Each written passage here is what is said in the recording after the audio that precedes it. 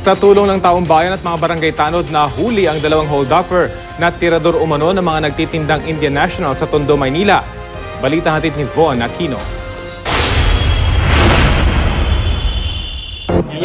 Sa CCTV footage ng Barangay 82 sa Tondo, Maynila, pasado alas 12 ng tanghali kahapon, makikitang ipinarada ng isang Indian ang kanyang motorsiklo.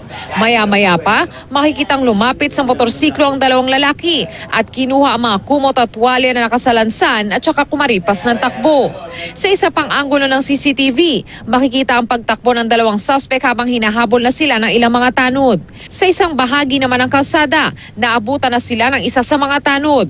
Nahuli si Wilbert Cruz alias Ulo, pero nakatakas ang kasabwat nitong nakilala lamang sa pangalang JR. Pag-amin ng naarestong suspect, mga Indian daw ang kadalasan niyang target. Pagka Pilipino, hanapin ako agad ng mga polis.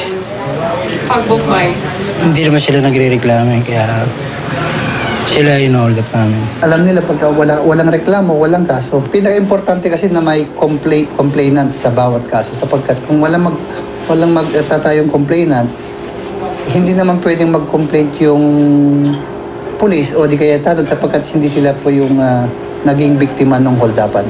Nakuha kay Cruz ang isang patalim, improvised na baril at mga ninakaw nilang paninda ng biktima ng mga tuwali at kumot.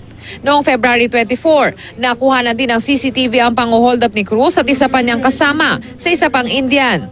Hindi na nag-report ang biktima sa mga pulis. Maharap naman ang suspect sa kasong robbery, illegal possession of firearms at paglabag sa election gun ban. Von Aquino, GMA News.